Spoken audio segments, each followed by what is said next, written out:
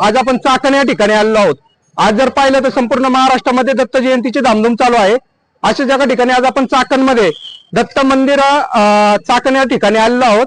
या ठिकाणी जे मंडळाचे अध्यक्ष आहेत तर त्यांच्यासोबत आपण बोलण्याचा प्रयत्न करणार आहोत। या ठिकाणी कशा पद्धतीने आज जे संपूर्ण नियोजन झालंय त्याच्याबद्दल आपण माहिती घेण्याचा या ठिकाणी प्रयत्न करणार आहोत। दादा आपलं नाव काय? राजेंद्र गुलाबराव आगरकर। बर, आज जे दिवसभरात तुमचं जे सकाळपासून संध्याकाळपर्यंत जे काय नियोजन आहे त्याच्यात आम्हाला थोडक्यात जाणून घ्यायचं तुमच्याकडून। खरं तर दत्त जयंतीचा कार्यक्रम आमचा 8-7 दिवसापूर्वी चाललेला आहे। बर, 7 दिवसात आमचं दत्तगुरूचं पारायण चालू असते। बर, सकाळी 5 ते 9 वाजेपर्यंत पारायण होतं, त्यानंतर श्रींची आरती होती। बर, आणि त्यानंतर दुपारी पण आरती, संध्याकाळी पण आरती असते। आजचा दिवसभरचा कार्यक्रम सकाळी रुद्राभिषेक झाला महाराजांना। बर, दत्त महाराज रुद्राभिषेक झाला, अभिषेकानंतर पारायण झालं, पारायणानंतर आरती झाली।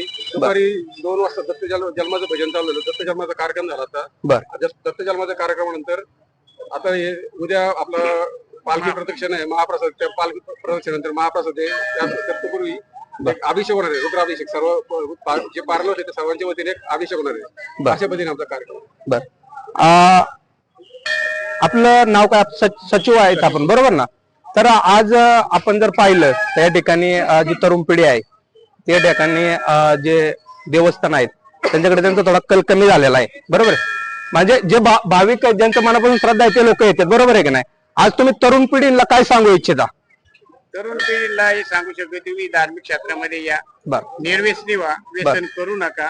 आणि आज आपले जे मंदिर आहे हे कमीत कमी 150 वर्षाची याला परंपरा आहे आणि हे जागृत देवस्थान आहे। आणि देवस्थानाचं जागृत आहे की या ठिकाणी आपण मनातली इच्छा बोलली की ती पूर्ण होतात। कारण एक साधं उदाहरण द्यायचं म्हणलं तर ज्या स्त्रीला मुलं होत नसेल तर आपण दत्त जयंतीच्या दिवशी त्यांच्या ओटीमध्ये श्रीफळ देतो आणि ते श्रीफळ जवळजवळ 100% खरं होतं। आणि हे दत्त मंदिर कमीत कमी 150 वर्षापूर्वीच आहे। या ठिकाणी आमचे गुरु म्हणलं तरी चालेल, आमचे संस्थापक अध्यक्ष गुलाबनाना आगरकर, त्याचप्रमाणे इथे पुजारी होते माझे वडील सदाशिव राऊत, त्याचप्रमाणे दाडगे, आगरकर, त्याचप्रमाणे वाडेकर, हे सर्व परिवारांनी या ठिकाणी एक वास्तू उभी करून ठेवलेली, त्याचं जतन आम्ही करण्याचा प्रयत्न करीत आहे।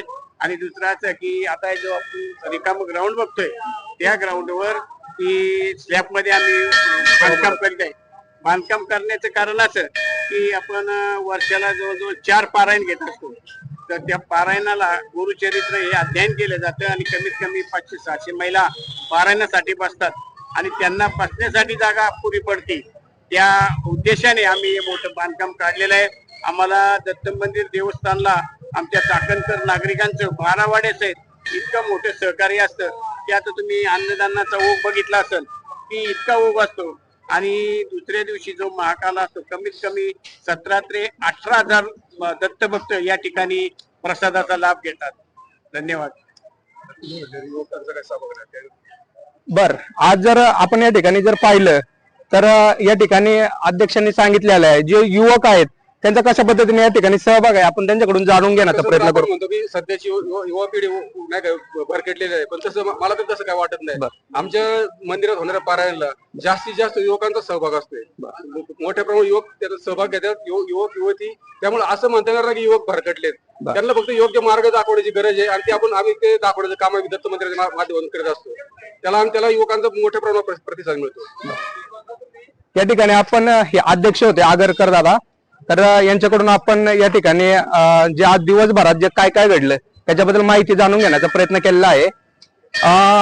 चाकणमध्ये जे दत्त मंदिर आहे 150 वर्षापासून ज्या मंदिराची परंपरा आहे या ठिकाणी जर आपण पाहिलं तर खूप मोठ्या प्रमाणामध्ये या ठिकाणी गर्दी आहे। आणि त्याच्यानंतर जे जेवणाचं वगैरे जे नियोजन आहे ते बी खूप चांगल्या पद्धतीने या ठिकाणी केलेलं आहे। कॅमेरामन पप्पू वाकडे सह प्रसाद पाटोडे चाकण.